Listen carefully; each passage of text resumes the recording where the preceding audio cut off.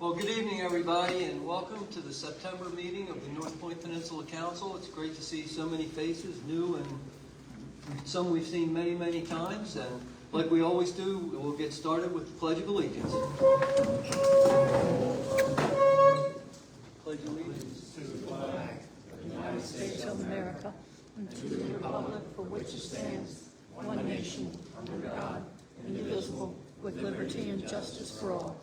Praise the Lord. There you go.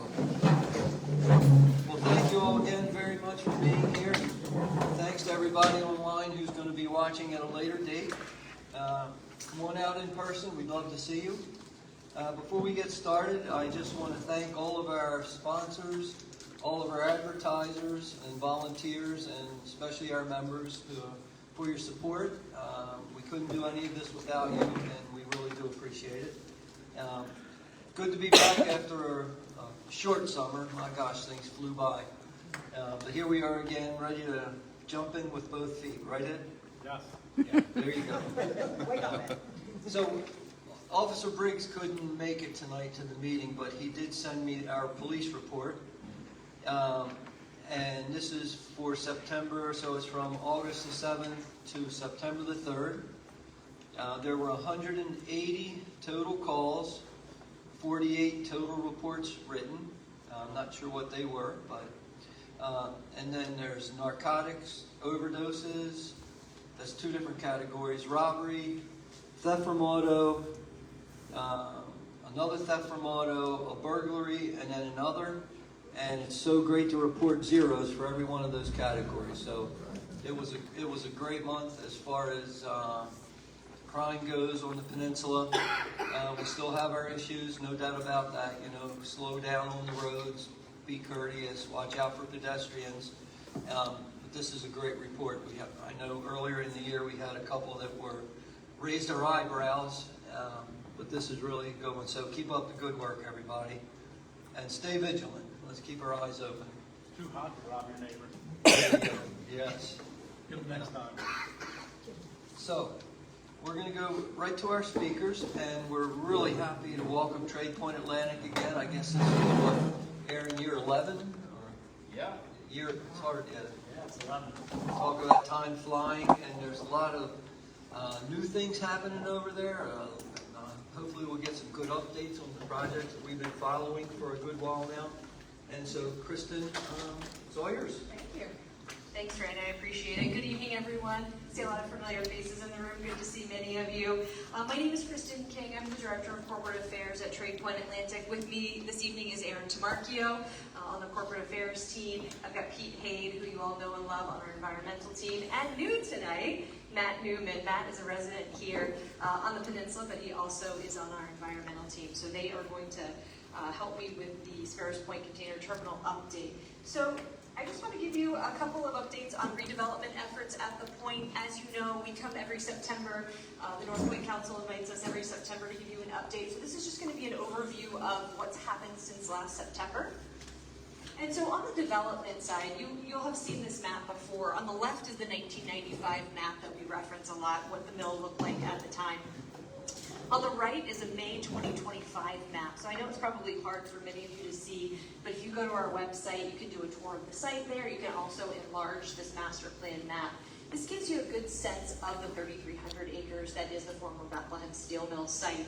So everything in green is what Tradepoint owns and operates, and then the tenants are also listed there. More importantly, what you can see there is what is already built and what is planned for the future. So what's already built is the darker shaded tan, and the lighter shade is what we have planned. So roughly we're about 80% built out there. We expect to be fully built out in the next 8 to 10 years or so, just really dependent on the market itself. What you see there in tan is going to be about 6 million square feet that's proposed. That will support the Sparrows Point Container Terminal project. And so, to give you a sense of that tenant mix, you've seen this before, but I've added some logos since the last time we were here. A couple of those logos, and I'll talk a little bit more in depth about them in a minute, is SH Bell. You've got RPM on there. You've got McLaren, British luxury automaker. We just announced their 50,000 square foot auto processing and accessory hub at Sparrows Point. And University of Maryland Medical System is open as well. And so I'll jump right into what those updates are. So McLaren, again, they are building a 50,000 square foot state-of-the-art center. They are going to be, they bring in about 1,000 cars every year through the port. They're now going to be bringing them in through Tradepoint. They'll bring them to the new warehouse there that'll be built, and they will accessorize them. So, yes, ma'am. Someone online would like to know, what's your website that they can look at the map as you're going along? Thank you for the question. Okay. Tradepointatlantic.com. Okay. And so you'll see the McLaren 50,000 square foot vertical development there. University of Maryland Medical System, we spoke about them last year. They are fully open. They're building in phases. So this was phase 1. Phase 2 and 3 will open in the next couple of years. That they have centralized all of their warehousing and logistics. So they also have a laboratory that they're building there and some pharmacy space there. That's about a 400,000 square foot building. We have a couple of new significant leases. So SH Bell, Windspeed, and Samuel, they're all third-party logistics providers. So they are all in the supply chain business. The most recent one we announced was RPM. So RPM, if you saw our newsroom, if you go to the website, again, tradepointatlantic.com, and you go to the newsroom, you can read all of these press releases there if you're interested in the specific square feet, what they do there. But RPM specifically, they import coffee beans. So if you look at the photo, they import coffee beans for some of the largest retailers out there. So we're really excited to have them. They actually leased one of our existing spec spaces that had been vacant for some time. So we're excited to have them at the point. We also have Carter Cat. I think I may have mentioned them last time. They're a heavy-duty machinery rental company there. And then what we're getting ready, actually just early next week, Samuel and Company, Samuel Son and Company. They are actually bringing some steel back to Sparrows Point, and they actually put together and fabricate parts that go into the aerospace industry. They have some defense contracts, things of that nature. And all of those 3PL providers are in the cold mill building. There's another tenant, I can't quite announce them here today, but on September 16th, if you stick close to our website and our social media, we'll be announcing a new steel fabricator. It's really, really an exciting announcement for us. They are taking or building a very significant mill, actually, at Sparrows Point, and they're going to be taking some of the raw materials that we already import, and they're going to be turning it into sheet piles, pipe and pile, things of that nature. So really exciting announcement there on the 16th. And then you'll also have seen a newsroom, a press release about our new bulk material handling system. This is a project, for those of you that live near on the water, you may have seen it being built. I just actually saw on the Baltimore Ship Watchers page today, Kip Snow and Mike Singer did this whole piece on the hopper, and they can see it from across the water. So it's a $35 million investment into a closed container, a closed conveyor belt system. It'll improve air quality and efficiency. So a vessel may have taken 5 to 7 days to offload. Maybe it's offloading bauxite or road salt. Now it's going to be much more compressed timeline, and it's going to be cleaner for the air. So that system will be up and running by the end of this year. Any questions on the redevelopment, please? No? Okay. All right. So this just gives you a good sense of what those buildings look like. These are some of the buildings that are existing. So you see here, that's Gotham Green. So that is a hydroponic greenhouse on the northern lobe. And then you also see some of our vehicle processing centers, BMW, Florida Decor. Florida Decor now has 2 buildings on site. Amazon has 3 buildings on site. I just threw that in there so you get a sense of the scale of those buildings. And then I just want to end sort of with the redevelopment updates with what we've been doing in the community over this past year. So just a couple of notable sponsorships and donations. Most recently, the Water's Edge Fall Festival that starts tomorrow. We're a part of that. The Sparrows Point Park, obviously a big, really exciting project, both with the county and for Tradepoint Atlantic. I know that is seeing a lot of use there. And I know, Fran, you included it in your newsletter, and there's some really cool things happening this fall there. So if you haven't been there yet, I'd encourage you to go take a look at it. We've also awarded a $1,000 scholarship to a pointer from Sparrows Point High School who's going into the IBEW. So we do that every year. It's the second year we've done that. We sponsored Essex Day Festival, Defenders Day. We've done some work with Todd's Inheritance. So just wanted to highlight a couple of the things we've done in the community this past year. That all rolls up into the $2 million we've put back into the community in the past 11 years here at Tradepoimt. So really excited about that.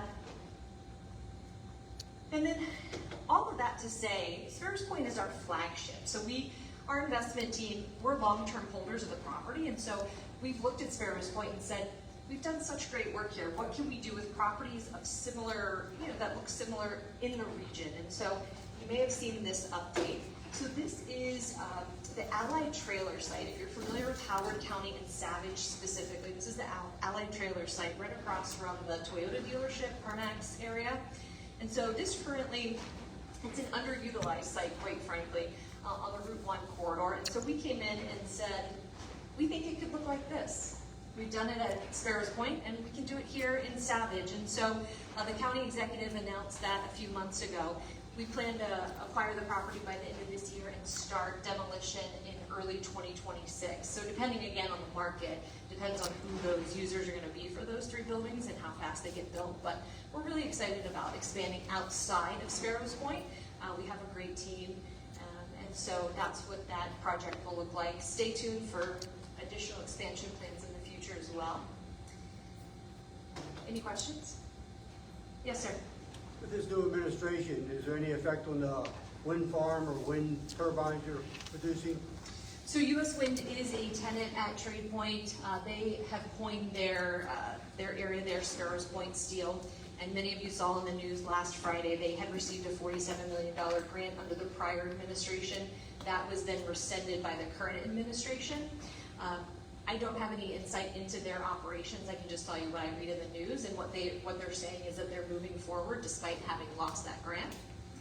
So they have a lease at Tradepoint, so it remains to be seen. Obviously, they're a tenant of ours, and we want them to be successful to the extent that they can be, but they do face some pun intended headwinds in their industry. So. No pun intended. Any other questions? Okay.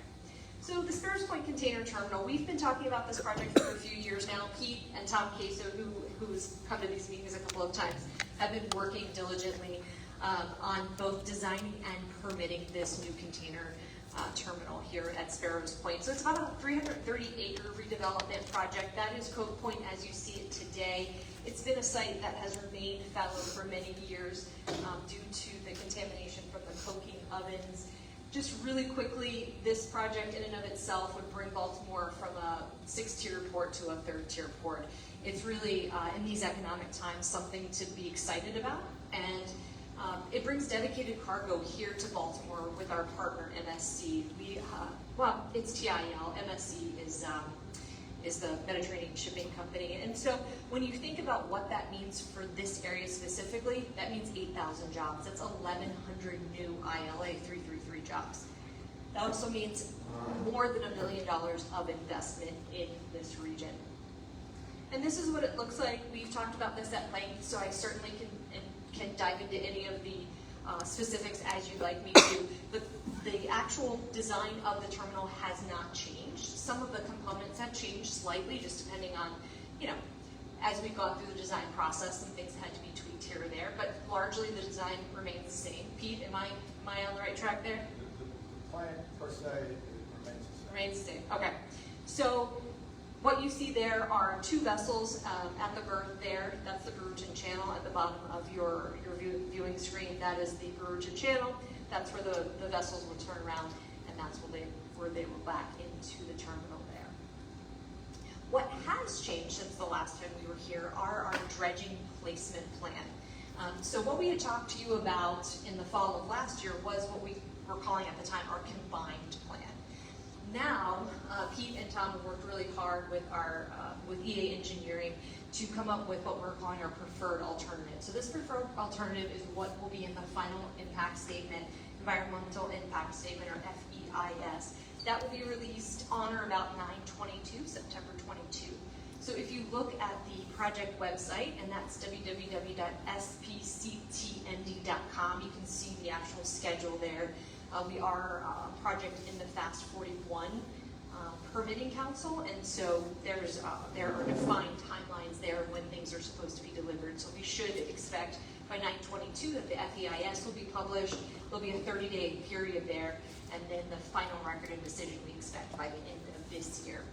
So most importantly for this group, so the preferred alternative dredge placement plan takes all of the in-water DMCFs, it takes that off the table. So the coal pier channel, which we had talked about previously, we have been able to look at the engineering and spend a lot of dollars and time looking at the engineering at the High Head Reservoir specifically, or High Head Industrial Impoundment. And so we've been able to increase the capacity there.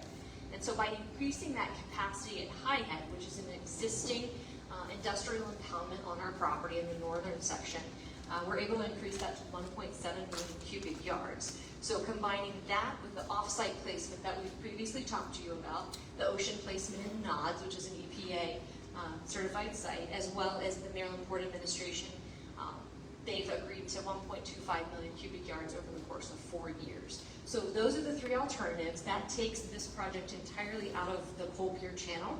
That then reduces the mitigation requirements on this particular project. So the mitigation looks like the removal of derelict equipment in the bay. So whether that's crab traps, whether that's old boats, things of that nature. So that's what the mitigation will look like, and that's what the preferred alternative will read. That FEIS, again, will come out on 9/22. We'll publish that on that website I referred to, spctnd.com. Happy to take any questions about that update if you have any. Is 9/22 when the mitigation plan will be put forward to? Yes, that will all be in the FEIS, yes ma'am. Yes, sir. So I think that we had thought that some oyster recreation was going to be part of it. Is that wrong, or is it off the table now? Fran, at this point, we're concentrating wholly on the crab pot recovery within the two watersheds, the watershed we're in and the contiguous watershed. What's the second one? The contiguous watershed. Wherever you do mitigation, the MD wants it as local as possible to the facility that's being mitigated for. So the recovery of the crab traps will occur within this watershed, and then the contiguous watershed is Papsville. So how will it work? Will it be quantity driven or time? It is quantity driven, and they equate the number of units to acres of mitigation. And the MDE has identified approximately 3 acres of mitigation that they are looking for based on the work we're doing on the wharf. And they say that each acre is worth about 1,400. Each acre is worth about 1,400 crab pots. So we're targeting about 5,000 crab pots in this area. When I first looked at this, I was surprised, actually. I mean, I didn't realize there's that many crab pots out there. But there's a whole slew of crab pots, and they cause great damage in the ecosystem underneath the water. You think about it, these are functioning crab pots that are capturing underwater animals, crabs and such, and they're stuck down there. So they're basically killing livestock without recovering. So we're working with a company known as ORP, Oil Recovery. Oyster Recovery Partnership. Baltimore County had a program with them as well Yes, in the last few years. that's why we chose them, Karen. And they have the experience, Yeah. and they have the contacts, and they've worked with the agencies to implement this. It's fishing, basically. You're sending a fleet of fishing boats in the off-season to find these crab pots and recover them. Fishing for crab pots. Fishing for crab pots. Really good work for the watermen going that long. So I'll end the Sparrows Point Container Terminal project update by just showing you what this timeline looked like. So we, again, are in the fall of 2025, where the record of decision we expect to have, and construction will likely begin in Q1 of 2026. We hope to have the first vessel at the container terminal in the spring of 2028. That's all I have for you this evening, aside from upcoming events. So on October 1st is going to be our fall virtual community open house. So much of the information that we shared with you this evening will be shared there. And then we also have our annual starlighting event that we've hosted for the past, Aaron likes to tell me 12 years on site. And so we'll have that again this year on December 2nd. Sure, Fran. So Pete might be able to answer this. So the first vessel in 2028, but you're going to be sending material over 4 years to Cox Creek and Masonville. That's a little bit longer. Are you going to be in operation before the dredging is finished? That's a good question. One, Fran, we'll have to have the dredging done before we go into operation, at least partially. There may be one vessel we can bring in instead of two, but what will likely happen is if we can fit the capacity within the high head that we're planning and the full capacity to Nod, then we may not need the entire 1.25 million that NPA has ordered. In which case, we would be able to get the vessels into the facility by 2028 before the last year's allowances occur. Okay.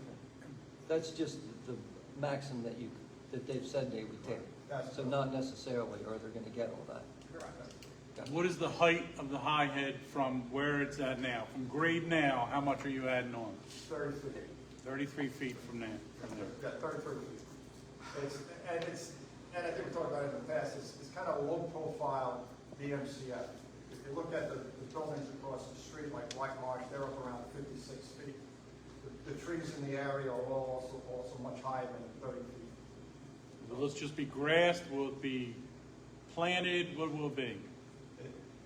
The outside's going to be capped, and I think it would be vegetated, but I don't have the specifications on that. I know we've been encouraged to build 60-foot high and 90-foot high DMCFs out there, but we thought that the 30 feet, first of all, 30 feet is all we need. We don't need to go any higher. 33 feet is all we don't go any higher than that. But somebody's been encouraged to expand that operation. Go ahead, Lynn. So a few people attended late. They'd like you to go around who's who again. Oh, So could you introduce yourself? Kristen King, Director of Corporate Affairs at Tradepoimt Atlantic. My boss and colleague, Aaron Tamarchio at Tradepoimt Atlantic. Pete Haid, he manages our environmental program at Tradepoint, and Matt Newman.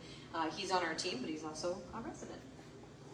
Thank you. Yes, ma'am. So in the wetland report and recommendations, there are quite a few plans that have to be submitted. Will all of those be contained in the September 22nd release? And is that for mitigation? The mitigation, there's a tidal wetlands turbidity monitoring plan, there's a land restoration plan. All of those things are going to be included.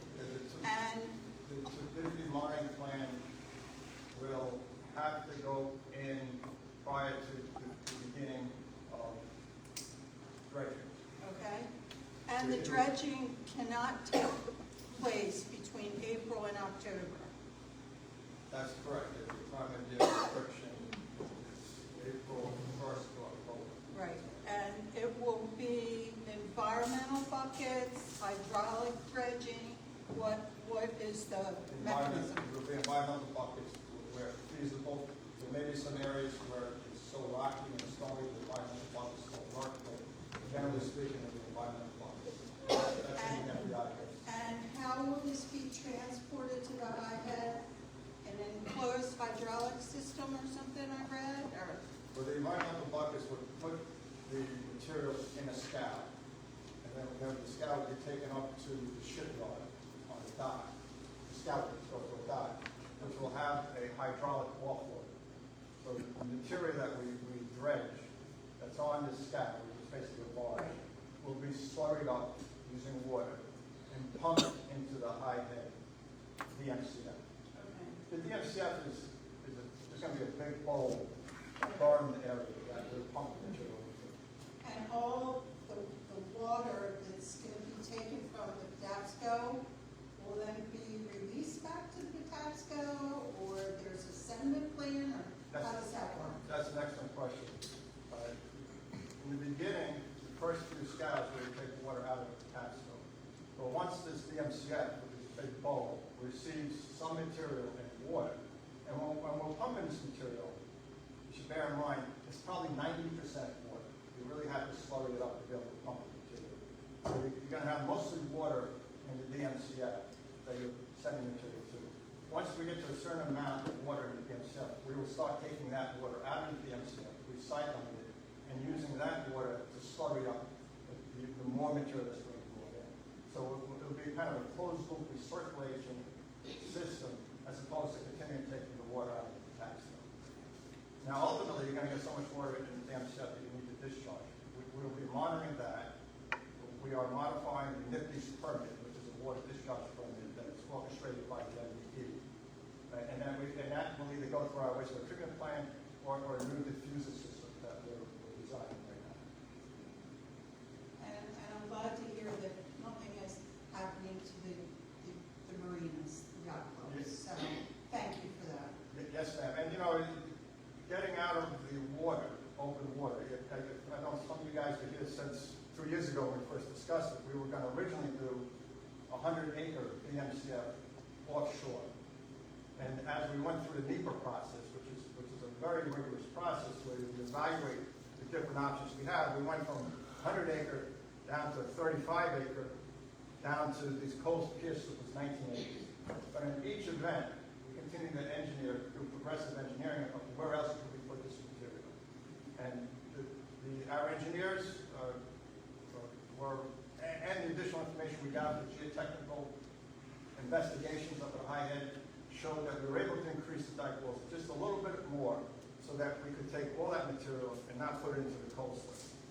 We were very encouraged by the agencies, NIMS for instance, to not put material in the water. And by not doing that, not only do we not disturb the water, we're able to eliminate some of the mitigation requirements that we were looking at. And the yacht clubs, for instance, were part of that mitigation requirement. So once we were able to get out of the water, we were able to step away from that. And what allowed that is the additional capacity that we get at the high rate. Yes, so the engineering our engineers did, the additional data, the geotechnical data that we gathered up at the High Head showed that we could go from a 23-foot dike wall to about 33-foot dike wall. And that extra capacity is basically we're displacing it from the Cove Pier channel into the High Head. Are you losing that one warehouse? No. It's going to stay within the footprint of the High Head basin. It's just going up 30 feet or so. And you don't have to remove that end piece, that end point of the peninsula anymore, do you? No, that again was part of the mitigation. Now the agencies, NIMS in particular, when they look at mitigation, they like you to replace in kind. So if you take 19 acres and fill it in and you lose that open water, they would like to see 19 acres of new open water in return. And if you can't do that, then there's other types of mitigation you can do, but it's a much, then it's like 4 to 1 value, if you will. So we will not have to remove that point. Any other questions? Go ahead. What's the containment walls? It's going to be made of both slag and borrow. Some of it will be slag that we bring in from site, and other material we brought in from wall site. The back walls themselves will have a 5-foot thick clay core that's impermeable, but that'll keep the material within the walls. Go ahead, Ed. Is that your design, or is that NPA? It's our engineer's design, but that design is then run through for approval with the MDE, the Army Corps, the EPA. They look at the design. It's it's a good design. It's not cutting edge. This is well established science. So it's your design is to 30 feet, that it would not go higher. That's correct. Right now, you can only go, it's either 30 or 33 feet. Off the top of my head, I don't recall. It's 33 feet. 33 feet. One of the problems, first of all, you have the set footprint. We're not going any further out. So if you think about it, we don't need any more first. We don't need any more capacity than we have. So we're not looking for it. But if you take the dike walls higher and you're keeping the same footprint, what happens is the dike walls have to get wider. So what happens is you actually start displacing, and this is the same problem Cox Creek had. as you build the dike walls higher, you actually start displacing some containment inside the dike. Now, it's not a full displacement, but it's not like a one-for-one. You add 1 foot, you add 1/3 of the capacity. You actually start losing capacity. Besides that, just from a geotechnical perspective, 33 is safe. We don't need the space, and we don't see going up further.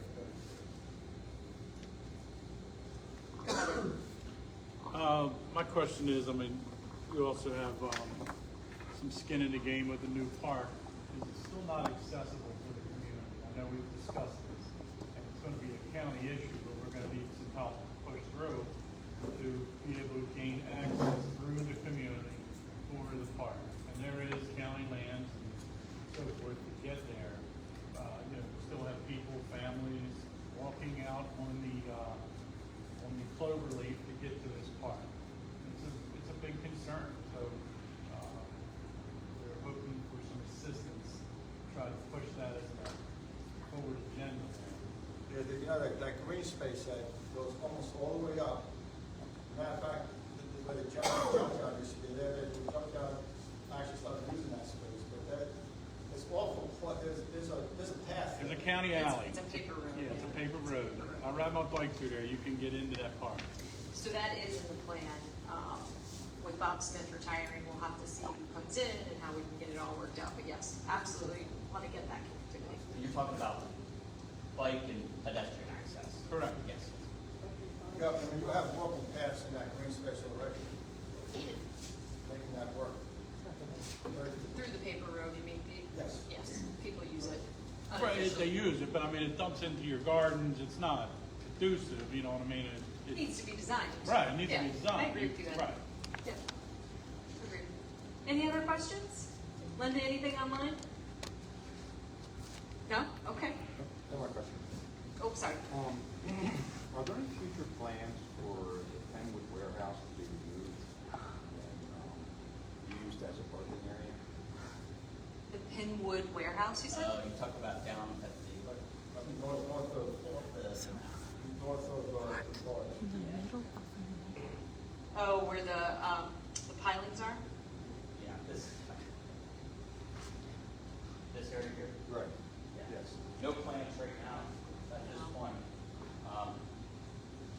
I'm sure that it's gonna have to be addressed at some point in time, but there's no immediate plans. We just did a project down there to replace a bridge, but that's the, if you were talking about activity that you may have seen there, that's what it was. Well, just as you're doing this thing over here, you know, with container terminals, and there's already a ship channel that goes back and by the Penwood. And then, of course, you have the cement company there with barges. You have- Folsom. Mhm. And the warehouse used to do some exporting out of it. Now, the actual pier is collapsed. But I just didn't know what the plan was for that. You know, there is no plan. I know we're gonna have to address that at some point in time, given the condition of the pier and the building itself. So I would say it's not functional or usable, so we're having to figure out what the plan is. Is there any plan for the power plant canal? Not at this time. Not at this time. The channel itself, going past the lodge is pretty shallow. Right, but the canal that went up to the power plant. Right There's now, no plans for that. Now, in fact, I think that's just gonna remain there. Once that was taken out of service, it's just gonna be a water component, will just remain. There's no plans for that. The power plant? It's gone. Oh, It's gone. Penwood? Penwood, yeah. The structure and the what he's talking about is still there. The canal itself. Now it's there. And the, Oh, okay, the like, canal. Okay. dilapidated piers and stuff. Canal used to bring in cooling water on one side, and then the power plant discharges to the top water on the other side. So the canal's still there. You know, you might remember also that there was a black wall there. Remember years ago, right at the end of the warehouse? There was that big black wall there that's all collapsing. I don't know if you guys know that's there or not, but that's really a hazard. I mean, we that, you talking about the sheet pile wall? No, the sheet pile is parallel. This wall actually came out.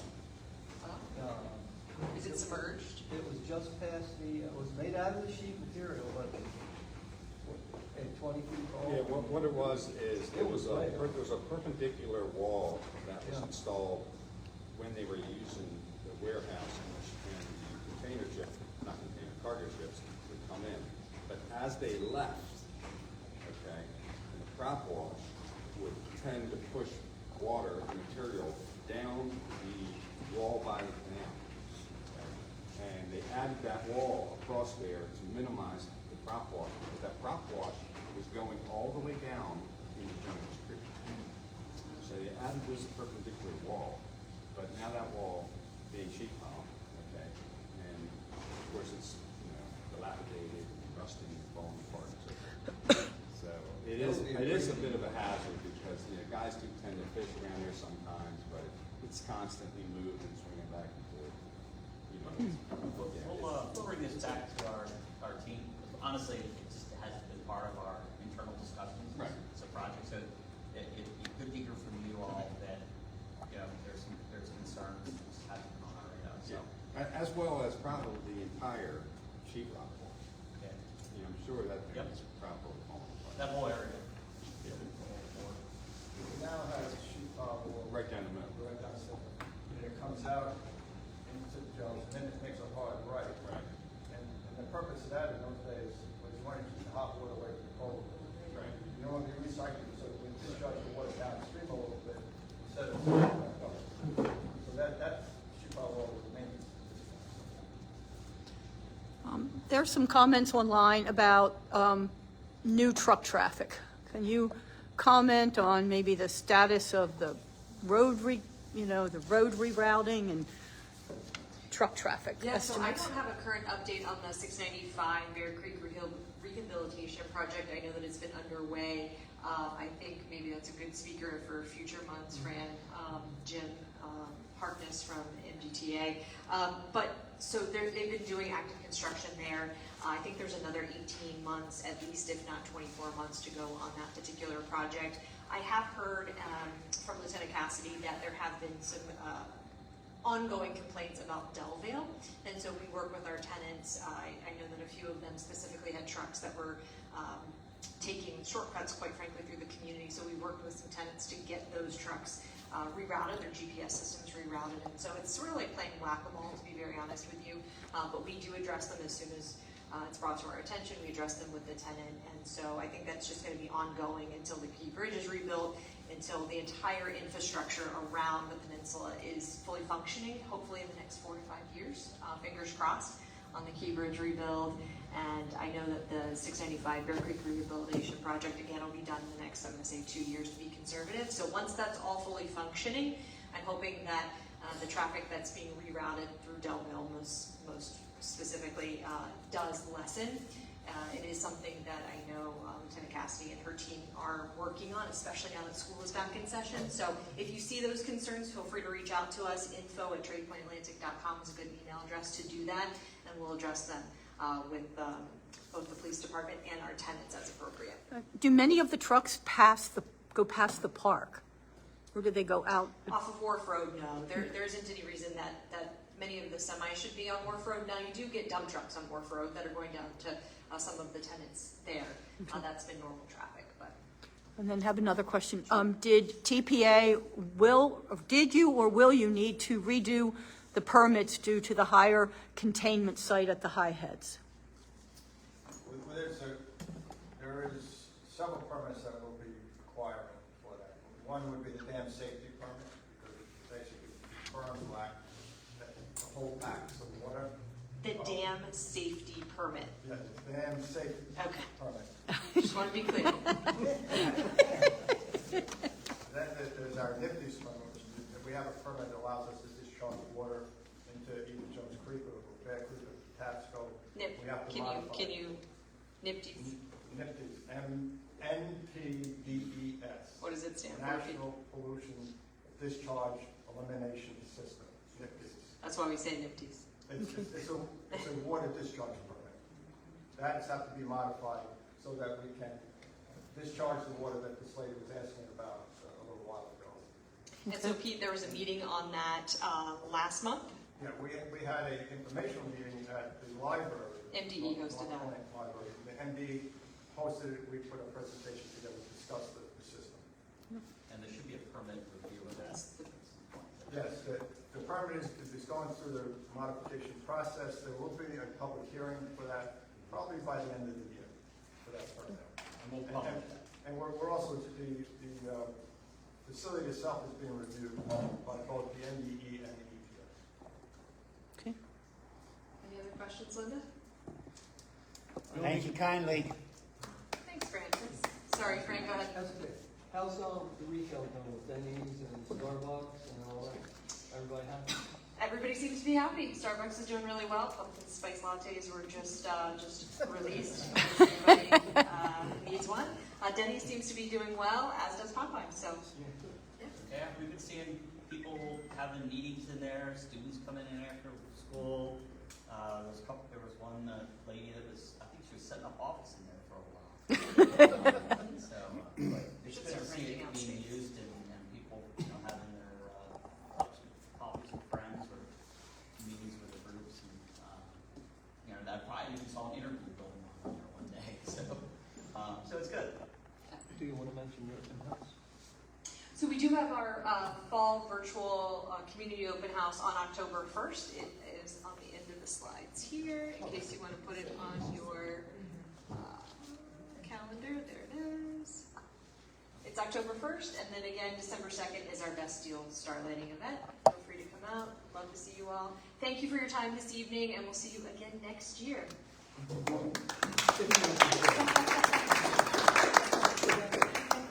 Thank you, guys.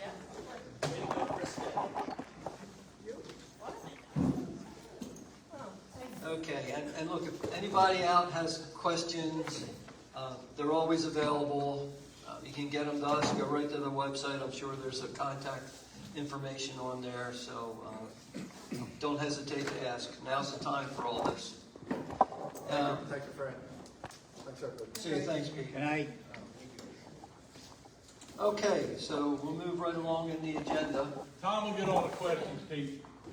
Fran, let me plug you back in, sir. Oh. There you go. Okay, just a couple things, with the summer, there's a lot happening, and we try to just summarize it all when we come back in September and move on from here. But one of the things that really was controversial at the beginning was down at North Point State Park. They had the reservation system.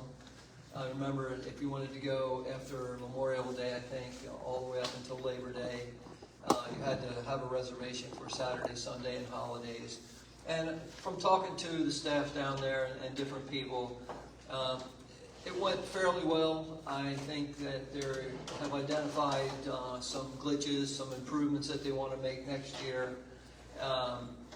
But I think all in all, it was a positive experience for people. I think the one thing I read was those real long lines at different parks that they put the system in were pretty much eliminated. Now, if you were down that way, you saw a rotation of cars going in and coming right back out in the old entrance into the park, so they probably didn't have the reservations. But hopefully next year will be a little bit smoother, a little bit more improved, and so the park's open now, so anybody can go in any time. And I know I just wanted to say thank you to DNR and the farmer who has the lease for doing the sunflowers. They're in full bloom now, so if you guys get over to North Point State Park, either going into the park or on the Hall Road there at the park entrance, or even a little further down where the sunflowers are really, really pretty. So we thank them for that. And if you get up in the park, I mean, there's a lot going on in there also. They are redoing the Charlie Barn, which really needed it. They're almost finished. I'm not sure exactly when the finish date's going to be, but they moved right along. And if you've ever been in there, it's kind of cool. If you remember, underneath they had that area where you had concrete on both sides, but you still had that little area where the streetcar tracks went through. Well, that's all been made into one big solid flat surface now, but they have delineated where the rails were with a different color block, so it's really neat if you get down there and see it. And that's all for North Point State Park. Hart Miller Island I wanted to talk to, and Sam and Karen are here tonight from the Hart Miller Oversight Committee. We had our meeting in July. Ed went, he went with me, and really they're trying to figure out, you know, what the plan's going to be moving forward with this. They are on the right path, they think, as far as the agencies are going. It was a challenging year. There were no, or very, very limited organized activities out there. And that was because of staffing shortages, because of funding, and other reasons too. But one of the things that the Hart Miller Oversight Committee, which the North Point Council has been a member of for over 30 years, Craig was on that committee for many, many years. You know, we're emphasizing that we were promised back in the late 90s, I guess, and Craig, correct me, that was going to be a first-class, top-rate recreational destination in the county, and it wasn't. There wasn't a stipulation as if there was money. That was not part of it. The money was supposed to be there, and that's what we've been trying to emphasize to everybody, DNR, MPA, and anybody else who will listen to us. So there's a group that started, and you guys might know it. Sometimes you see the Miller's Island license plate. That was a fundraiser for them. It's the Hart Miller, Friends of Hart Miller Island, and it's a nonprofit of volunteers, and several people who are on the committee are also on that, but also a lot of local residents from different areas. And there's going to be a fundraiser, and I have the pamphlets back there on the table. I don't even know if I kept one for me. Let's see. September 27th Yep, There you go. Was September 27th? at yes. Charlie's Sioux Creek from, I think I sold 1 to 8. Yeah, so there's a marina, Charlie Sioux Creek Marina, and it's from 1 to 8 on the 27th of September. So it's a great opportunity for people who enjoy the island, who appreciate the island, and want to help support it to come on out and take some raffle tickets. There's baskets that are going to be auctioned off, all kind of things going that day. So get it on your calendars if you want to have a fun time for a great cause. It's for local areas, you know, for our area, Essex, Middle River. I mean, this is really a regional type amenity, and people from all these areas are working on it too. I know Maryland Waterways, who Sam and Karen are also with, are really good partners as far as the Friends go. And there's going to be good live music. Oh, and I think there's going to be 3 different bands, so it's live music all day. We have 2, definitely. Two. Right now, we're looking for another possibly. And this young lady over here has a question. Oh, sorry. It's okay. I just love knowing what we're fundraising for, like where the funds are allocated. I'm just really big on that lately because there's so many fundraisers. Oh, yeah. And it's nice to know Yeah.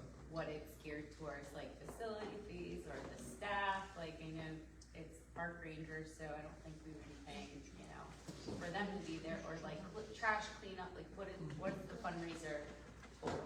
Kind of everything you just said. Okay. So one of the challenges with the island is it's a DNR property. So they staff it, you know, for the bike riding or for the craft, what they call that, Sunday fun days, where they did The Sunday fun days, different craft activities. things. Well, that position is gone, and so this the Friends are hoping to be able to have money to help reinstall it and redo those again next year. But that's Because not. all those activities, the Sunday Fun Day activities, were privately funded. They were not part of DNR, did not fund those activities. Oh, okay. Yeah, Robin would either put up money and we would give her money towards, the Friends of Hart Miller would put money in towards some of those activities or donates. Various people have donated the supplies for some of the activities, and then also for cleanups, like you said. Great. Yeah. And then how about the signage? That was a grant, right? That was a grant. We have, some grants for that, but then like some of the open bike rental we, came from Friends of Hart Miller. Yeah, so any repairs, you know, they buy tires and all kinds of stuff, whatever that is needed for the bikes. Yes, sir. When do they stop the service for the park on the island? Because I was told that the restrooms, and there's no service there anymore for the condition there, and it became deplorable. So, the bathrooms last year were not up to par. This year, DNR put quite a bit of money into it. They refurbished all the boardwalks. If you've been out there, it's This was all within the last 2 weeks that I was told about the matter, that there's no maintenance being kept up on the restrooms in the park itself. So we can pass that along, but as far as we know, that the bathrooms were refurbished this year, and there is a ranger supposed to be going out there at least every couple days and taking. They haven't been doing it. They stopped the service. Okay. Have you guys heard anything? We had not heard of that either. We'll, look Okay, into that. I'll look into that. Within the last week or two, that I was told. Okay. Is that because it's after the holiday? Shouldn't matter. I don't know. Don't know. Were you told They're that supposed- by no, somebody who was it's there? It's not an option. Is that firsthand information? Yes, That ma'am. person was there? Yes, ma'am. Okay. Yeah, it's not an option not to keep the bathrooms clean. And then the last thing that I have is they're going to be doing the Hart Miller Island run again. It's a 5-mile run around the perimeter of the island. It's on October the 4th. Unfortunately, it's sold out, but that's another great event. So if you're a runner, they take you out on the boat. You do your event. There's a little bit of refreshments, but I don't know. I mean, a lot of you guys have been out there before, and I'm going to try to get a tour before the end of the year. I know there are several people who have asked me about it, but the view on the top of the island, it's a 360 view around the bay. It's just, you don't get it anywhere else. But I'll get more information on the tour date, and I'll make sure we get it on the website and send it out to our email list. And then we can take normally 20 people. And they've told me they want to do it, so we just have to come up with the time. I'm not positive about this, but we were very fortunate. We were able to get evening tours, which made it really nice for working people. I don't know if they're doing that anymore because of budget, because I think that ended up being all some overtime. But I'll do it as late in the day as I possibly can. And it'll be during the week. No more. I don't think there's any more weekend tours either. So, but I'll get all that information and we'll get it out to everybody. Fran, I have one question. Yes. What about the parking area in front of Todd's? I know that that's a state thing or a county thing. Yep. It looks like I have that a little lower later on the agendas. Do you? Can we just Okay. wait? Yeah. Okay. Okay, so real brief, I know there was a lot of talk and discussion with some information that was put out about St. Luke's property, and there was a development plan put on there. If you get the newsletter, I had the quote, or I just literally copied out what the pastor said about that. In summary, basically it was the property's on the market, it's a commercial market, there's been no offers. Now this was when he put that out, I don't know, as of today, I don't know if that's still accurate, but there's been no offers. He said commercial property sales take time, and that's where the whole process is now. So everybody kind of got alarmed when they saw that plan that was put on there. But I think that was just, from what I understand, when a commercial real estate company wants to market a property, they will put a suggestion out there of maybe what you could do. But nothing's planned as far as we know right now. Yes, sir. I have called the Archdiocese and told them that they should keep it as a Catholic organization for something there, whether it be a daycare or something on that order. And they would just need some update modifications, like for laundry facilities, and if they put some other thing in there, they could put showers in for people if they have to have them. Because they have a kitchen and the cafeteria area there also, and the other things are all self-sufficient for the necessary need, but haven't gotten back to me on the matter. Right. Well, I mean, you guys know that we had Rod McMillian out there when we first heard the property might be going on sale. That was 2 years ago maybe, and he took it back to the county. We've talked to the county. He took it back to the schools. We've done pretty much everything we can. Do you have any information? No, I know there's a lot of interest in making it a rec center, but that's all I know for now. Hopefully I can bring more updates soon. There's a lot of people really rooting for it, so we can find a nonprofit to buy it, but it's an expensive piece of property. And there's probably a lot of expense to rehab the building. Yeah, so there's a lot of bonds and grants available for rec centers and nonprofits. It just takes, team and initiative and the need for it.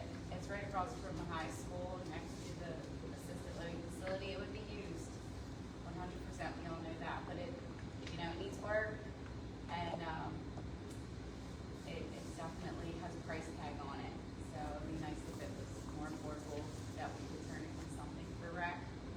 But yeah. So middle school is not And anything out of the question. that takes place, regardless of what it is, it's going to cost something, but we have to have the results that we want to have for our community, regardless of what the cost is.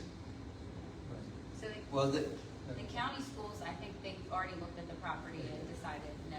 they said it was not enough acreage for a middle school. That was what we were told. Yeah. Well, I can understand that, but the other part where somebody wants to utilize the building and stuff, they need to have less restrictions for the conditions that are all okay. If you understood what I just said. Yeah. Okay. Well, if there's anything we can do with people that you know who are working on it, I mean, as a group, I think we'd be really much more effective.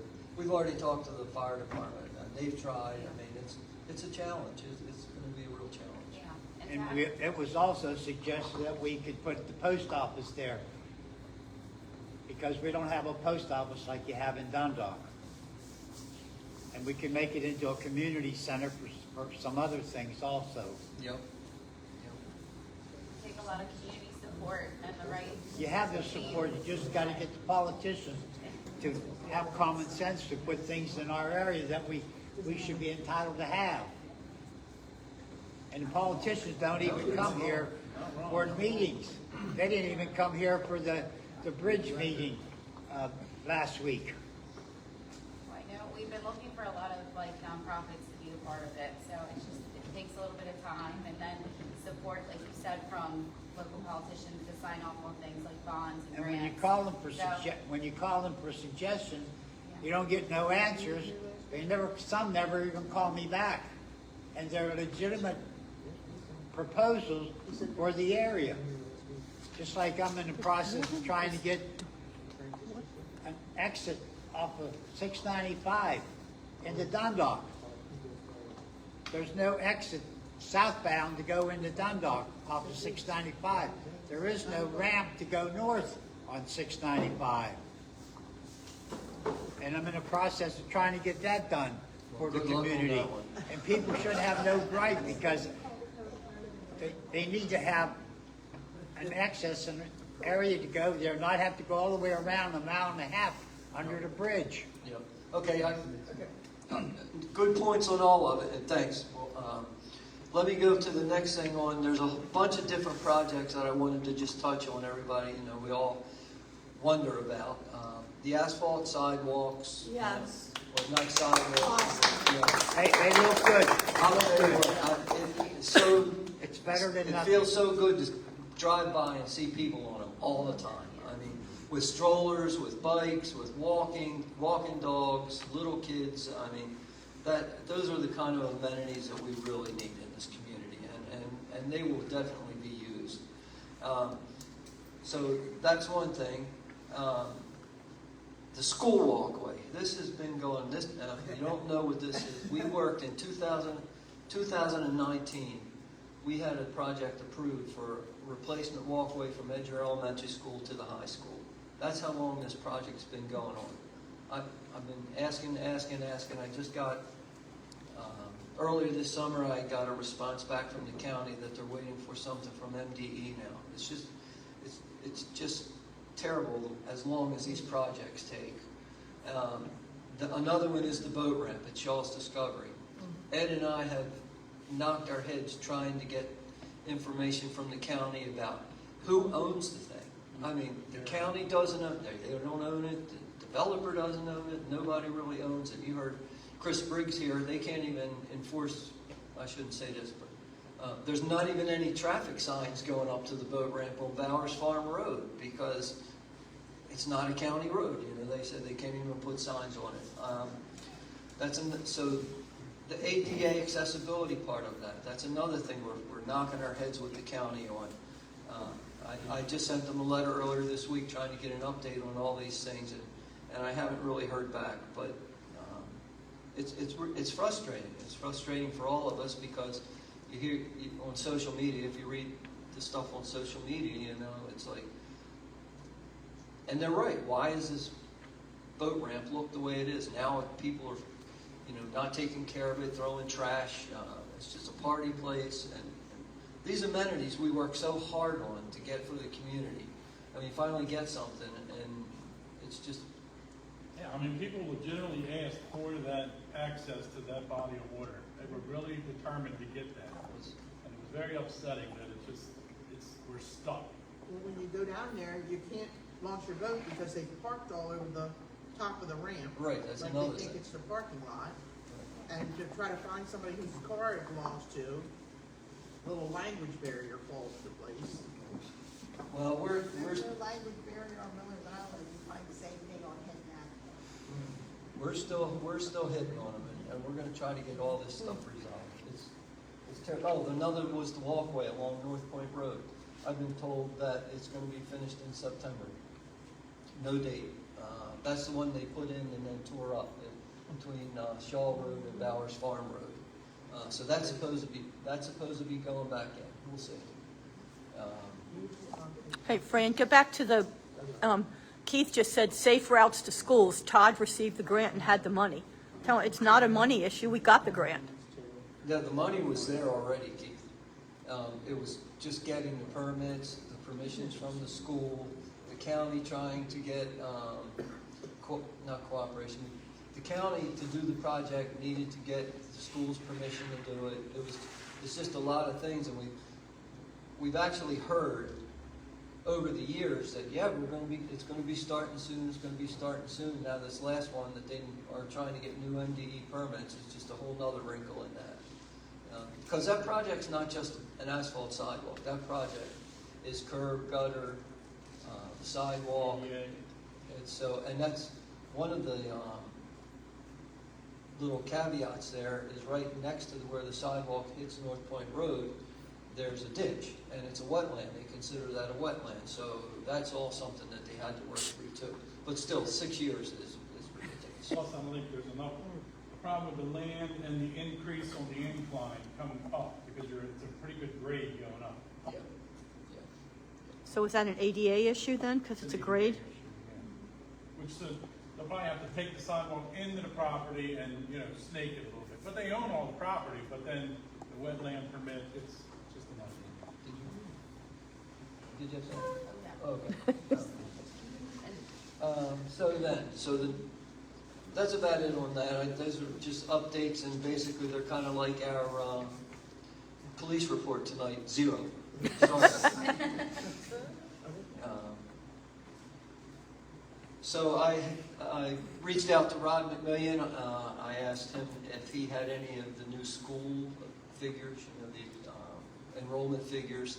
He said he doesn't have those yet, but he's going to be getting them shortly, and so I'm going to invite him to come back or to come in October and just give us some information about the new school year, what the enrollment looks like in the various schools.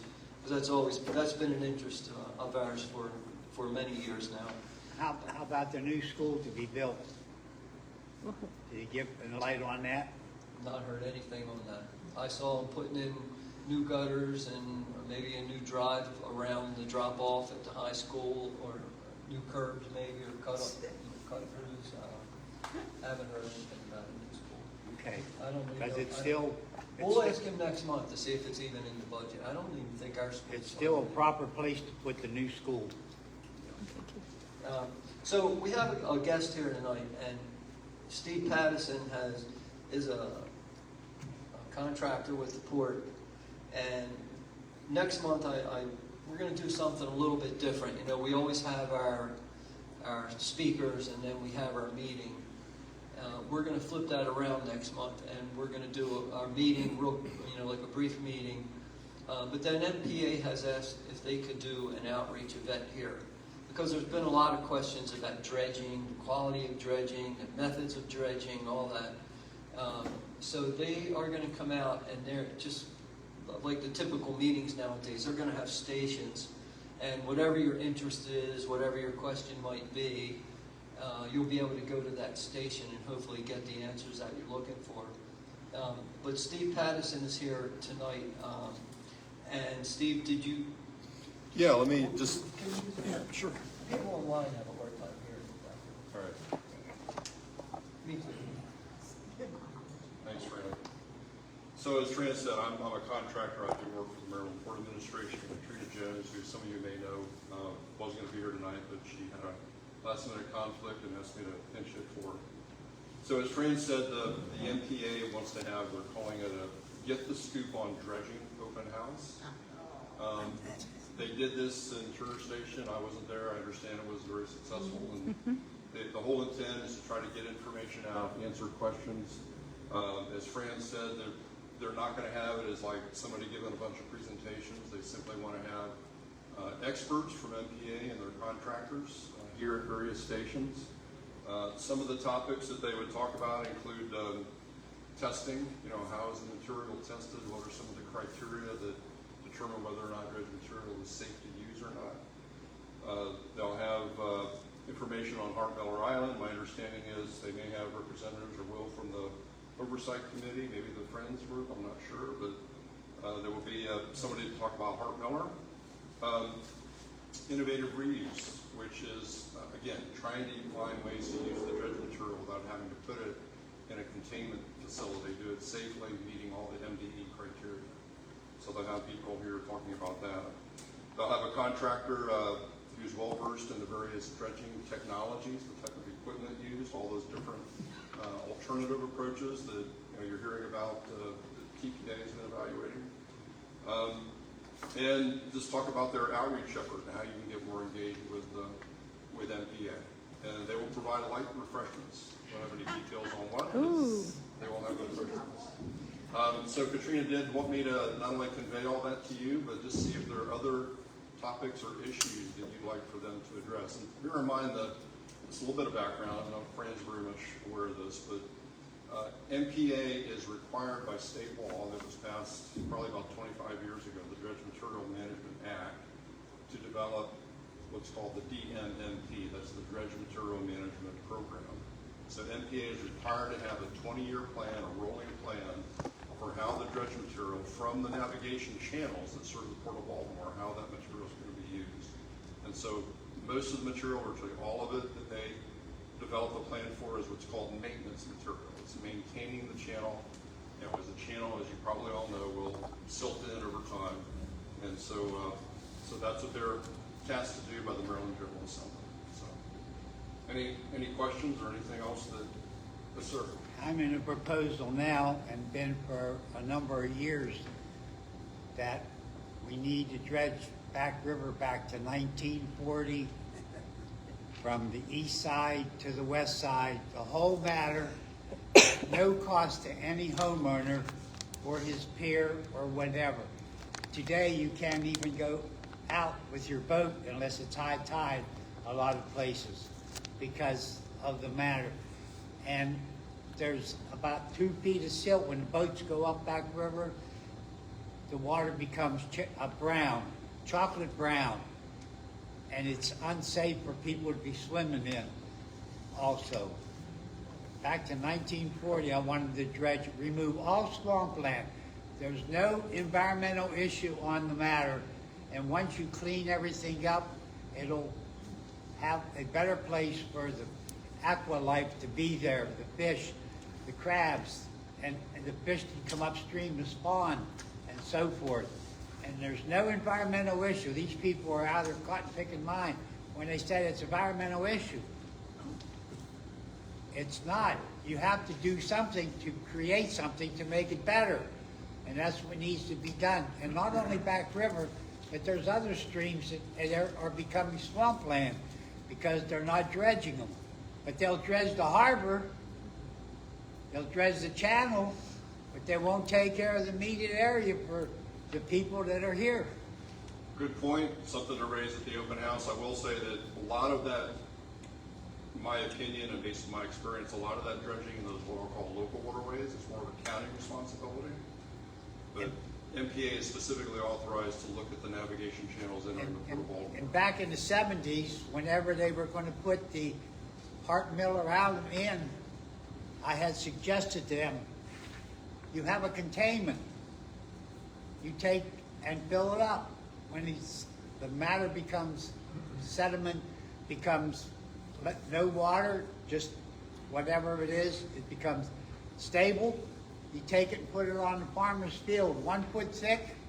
You mix hydrated lime with it, and you turn plow it under 18 to 24 inches, and it will not hurt the farmer.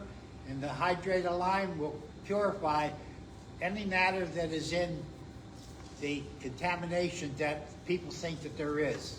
And that is one of the topics they will talk about is this concept that's called innovative reuse. And the port actually has, I think it's 9 different projects going on right now to look at how that dredge material can be used for agricultural applications or other applications. And at no cost to the farmer. You take and put it on the farmer's field at no cost to the farmer. So next month, that's where you did it before, you went to the station, so that'll be where you talk to those people from MPA about that. And there was one lady from the Port of Baltimore suggested and said, that's a great idea, Francis. And she said she was going to implement it and have it done and teach other people the same thing so that they would always have a place to put your dredge material without any problem. All right, well, next month we're looking forward to them coming. Thank you, Steve. If Katrina has any questions or wants logistics, just tell her to give me a call. Okay, we'll do. All right, thanks. I wanted to mention that the haunted dungeons are coming up. You know, I think Fort Howard Park is now closed to people. There's a meeting, they're looking for volunteers, and there's a meeting down at the park. Information I saw was September the 6th at 1 p.m. So, I mean, I've been going on like 45 years or some long time now. So if you know anybody who's interested in volunteering in that, send them down. And I'm sure the Rec Council has information on their website if you really need that. So now we'll get to Todd's Inheritance parking lot. I don't know if you were down there yesterday, but there was an accident. A car hit the pole right across from the entrance gate. They had to replace that telephone pole we saw. But they're working really diligently on the parking lot. I mean, they're going gangbusters this past week or so. The project was on, they started, I think, the end of May. The end of March. They started the end of March. And we were told that the parking lot would be ready by May. Then we were told June, then July, then August. And here we are, September coming up, and the parking lot, like I said, they're going gangbusters trying to get it done. There were issues with groundwater. There were issues with other things with the contract. We didn't really have anything to do with it at Todd's Inheritance. It was a DNR project all the way. But anyway, they seem to be on track now. Hopefully it's going to be finished. I doubt it'll be finished next week when we're open for Defenders Day, which that's going to be a challenge trying to park people. But we'll figure it out. But I know there's been a lot of questions in the community about it, what's going on, and believe me, we've called and written letters not we, the council, but we, Todd's Inheritance volunteers, because it has certainly affected us, as far as our openings, our attendance, and it's just really not looked very good for us. Overgrown, but hopefully they're on track and it'll be finished shortly. And the trails are working on the trails, so people are using the asphalt walkways. I guarantee you they're going to be using these trails for access up into the park. We see it already. They're not really officially open, but every day we see people walking up with their dogs or kids walking up Hey, into the Brandon, park. this trail's, the most recent one they put in the park, it's not gonna be asphalt. No, It's just gonna be like a crushed. it's some kind of a crushed material, yeah. And you could park like inside the park and then access that trail and get as far down as Todd's, is that? So the whole point of it was, well, for ADA parking for Todd's was really, I think, the main reason that they ended up doing it. But the point of it was to get, so people who were in the park could walk to Todd's without having to drive, But it's a dual purpose, because now people from the community can get up into the park. So both ways were really good. So let's see. So there's I mentioned our, at Todd's Inheritance, the Defenders Day weekend is September 13th and 14th. And Sandy, are you going to do something? I'm pretty sure. You have a skirt I can wear, Fran? I do. Oh, I'll find you a skirt. I'm sure Fran. But no, so Sandy is a basket maker, and there's not going to be a reenactment with guns and all that kind of stuff this year. But we're going to have all different displays. People are going to be doing things, showing how to make baskets. We're going to have a guy making ink out of, I guess, black walnuts or something. Indigo. He's Indigo. growing indigo and making dye out of it. Like Linda said. But anyway, yeah, it's going to be a great weekend. So come on down, bring the kids on the 13th at noon. We're going to be doing the big flag. That's always a great community event. So it's a great time to get pictures. So come on down for that. Let's see. Ed wanted to talk about the Hall Road project we've been following for now a good way. This is the sewer project that's located on the Hall Road that is going to shut the Hall Road down. And Mr. David Bayer, he was amazing. He updates us when I never even ask him. He sends us stuff. He is with the sewer design section of Baltimore County Bureau of Engineering and Construction. To give him a shout out, this guy, he does keep you up to date. He's definitely transparent. And what he's saying is that they have to go to court and file some things because of the ownership. It's a rail bed. It's a mess. So they said they're about 6 months out and they're going to start taking bids. So within 6 months, contractors should be moving. And this was the 18th of August. So within the 6 months, they should be breaking ground to do that sewer system. And remember, I reported on it in the past, and that sewer system does nothing to upgrade or add homes. It's just to protect the creek and the existing system so it doesn't fail and drain into the creek. Does it use the whole Hall Road from North Point all the way down to North Point, or just a portion of it? Or? Down to Lodge Forest, right? It'll be from the entrance all the way out on the boulevard down to Lodge Forest. Yeah. To Lodge Forest Drive and stop? Yes. From So- North Point Boulevard. From Mickey's From to, North Point Boulevard, right, all the way in. Right. All the way in It's a to good Lodge- bit. Lodge Forest. Yes. But from Lodge Forest, you'd still be able to use Hall Road? I don't know, because they said they were gonna close it all. Okay. That's the impact. The Hall Road's going to be impacted during construction. Even from Lodge Forest to the park? I will No, send them an email and get clarification. Yeah. It's only gonna be temporary We still till they got get the 6 job months. done. We about every day. Does anybody have any questions? Or, yes. Here's something online. The ribbon cutting for the Veterans Memorial Park will be November 11th. Okay, good, I was wondering about that. So the ribbon cutting for the memorial at the Veterans Park is November the 11th. So what time, do we know? This is the new Veterans Park coming into the community. At the VFW. Yeah. Okay. I have a question. Does anybody have any information on 2518 Stars Point Road? Used to call the big white building, which is now the big gray building. Anything going on there? A little bit. It's right up there with the park. Could never get answers. I mean, you know, you and I talked. Yeah. The most recent one is a sign on the door, something about a gym. But we believe it's all just smoke and mirrors for the final outcome, but. I know that the old furniture store is going to be a training facility for the company through Gold's Gym. It'll be for youth training, adults. I don't know exactly what his plans are yet, but the gentleman that runs the company, Matt Wilson, he's a phenomenal individual, and every program he starts, he executes. So I'm excited to see what he does there. It's an older building, but anything that's geared towards wellness, fitness is a plus for the community. But I don't know when the opening date is. I just know that's definitely the plan for it. Personal training, youth athlete training, group fitness classes.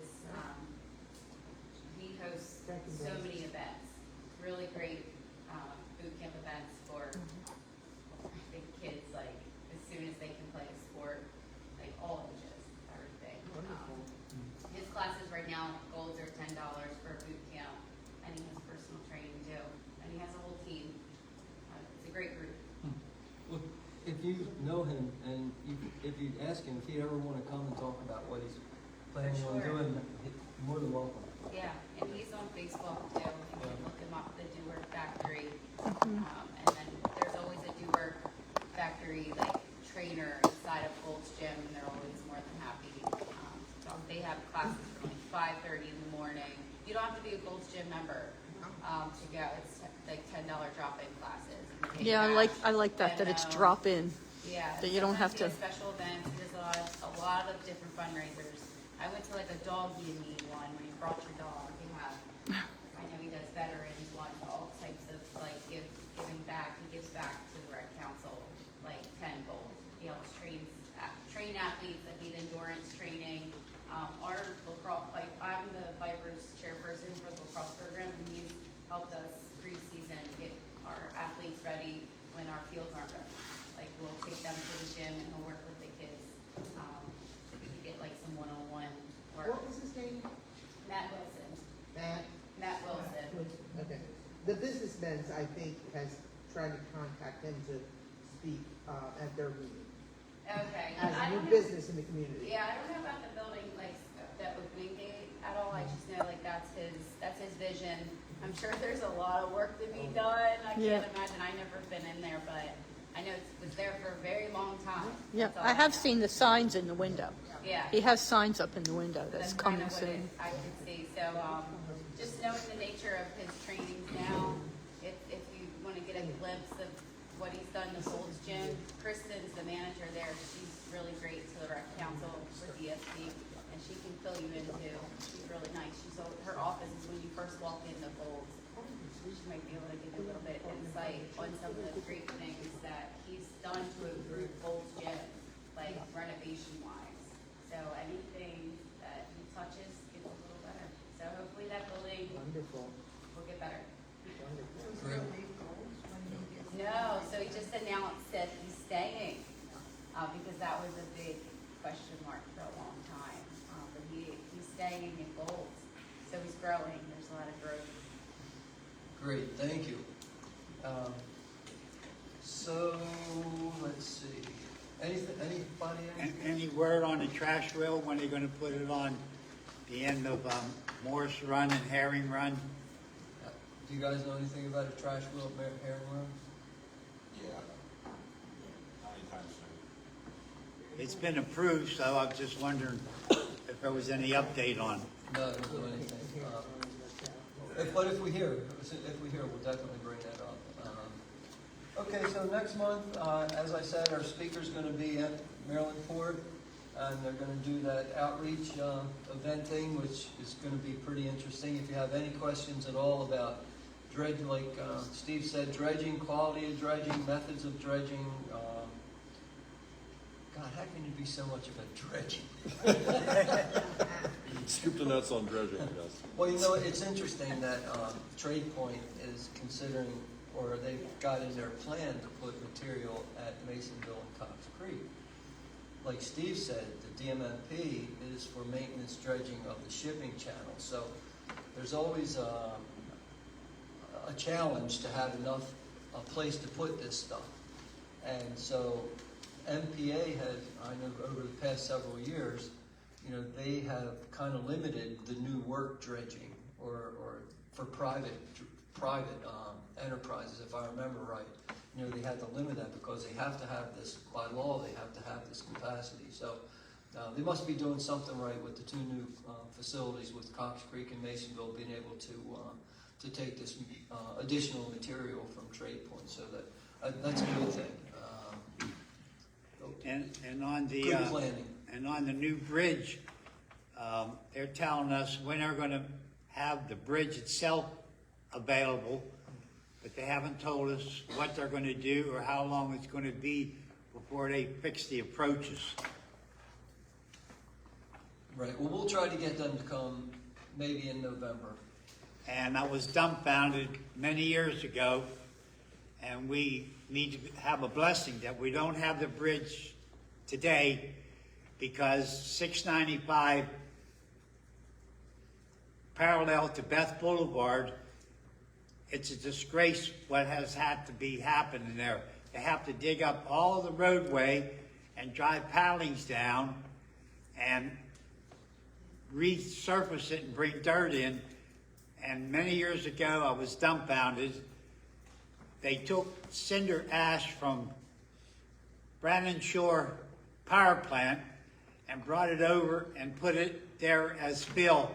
And that's what the problem is with the entire roadway and from Edgemere, wherever they used it in that immediate corridor, they have to dig up the road, remove it, and they're putting pilings in and then re-cementing it for the surface. So we're having a blessing that they're not having the traffic to be on it, or if you have to go to Dundalk in some sense. Well, they're really doing some good progress on that now too. Yeah, and it's costing them a fortune because they put the wrong material and they didn't want to buy the dirt at the time whenever it was taking place. So now we're paying for it because somebody's negligence and understanding. Well, they used that fly ash for a lot of road projects for years, and now the innovative reuse program that Steve talked about, they're trying to figure out how to use that material for those road projects, for embankments. They shouldn't use it for the road. They should take and put it on farmers' field as fertilizer. We'll talk about that. Yeah, I know. They did that for a while. They do. I think they do that. But anyway, thank you. Next month, we're also going to meet our new planner for this area, Jess Elliott Meyer. Sorry if I said that wrong. I probably did. But anyway, we look forward to welcoming her and find out what some of the plans are Baltimore County's looking at for our area. I know one of the things that they're doing now in the Essex area is called a small area plan. They're taking these different communities and they're doing a community plan again. And I just told Ed earlier, I've been going through all these boxes of old documents for the council, trying to consolidate things. And back in the 90s, you know, we had community plans. In the early 2000s, remember 2007, we had our community plan. We need a new community plan. It's been 07, 17, so it's almost 20 years. And we've talked about it, and we've talked to the county about it, and we've talked to other businesses in the area about it, and that's something that we're going to really start to push for. We have a lot of new residents. A lot of the older residents are gone. We have a lot of new residents. What are our expectations? What do we want? What don't we want? What do we want to preserve? I think was one of the questions. What do we want to create? We have to do that again and get a new plan, which will be our blueprint moving forward. whether it happens or not, that's going to be the challenge once we get a plan. There's a lot of plans out there. But it's something that we really do need. So that's about all I have. And one thing we don't have in the area is a trucking terminal for truckers to park overnight. Now, Tradepoint, I think they're working on something. Yeah, that's a good one. Yes. The Himmelrich tour. Do you want the tour? Say the Himmelrich tour. Oh, okay. One more thing that we were asked to mention. The developer, the potential developer at Fort Howard is planning a tour of Fort Howard property and then to some of his other sites he's developed. And I don't have the paper. It's, hang on one September second. 27th, Same day as the fundraiser. What's that? September 27th, same day as the fundraiser. Oh, yeah, September 27th. Early in the morning, 9:30, right? Your boss? Yeah, hang on one second, I'll tell you. But I think they want you to RSVP. You have to register. You have to register for it. Saturday, September 27th, 9:30 a.m. Meet at Fort Howard at the front gate. Where And do I you guess register? you'll get on a bus, and then it looks like you get back at around 4 o'clock, so it's a whole day. Yeah. It's a whole So day. it's, hang on. More properties than just Fort Howard then. Oh, yeah. Oh, yeah, he's taking But you up if to his you other want to projects. register, you can go to the website. It's forthoward.com, I think. It's But it really is, it's a cool website. We It's looked at it. fthoward.com. Oh, yeah, there you go. And there's also a QR code on this paper if you want to scan it before So you anyway, leave. well, thanks everybody for coming out tonight. I don't see any other hands, any other questions, anything online? Not that I'm Yeah, seeing. actually, this might be a fairly easy question. And maybe it's me. Maybe it's not me, I don't know. But where's all this grass coming from that are in the creeks right now? I mean, for the last 30 years, 40 years, I didn't have any grass in front of my house. I wanted grass there, but there hasn't been any. Now, the last 3 years, there's been a ton of grass out there. So are you complaining? No, I'm not complaining. I want to know what happened. I think the water's cleaning up. If you guys saw the newsletter, I put a little something in there. I mean, Well, the crabs have Up been- in Back River, from the bridge, it's all covered in grass. Yeah, I'm gonna go up in there and see if I can. So how did they get up in here? Collect a couple of samples and give them to Dr. Kim. Yeah, they just had a fairly low tide, and I saw nothing but grass up there. And I'm thinking, County started this. where did all this grass come from? Our pier is surrounded, it probably goes 20 feet past the pier. I'm not complaining about the grass. I I know am. it's probably great. It's probably great for the crabs too, you know?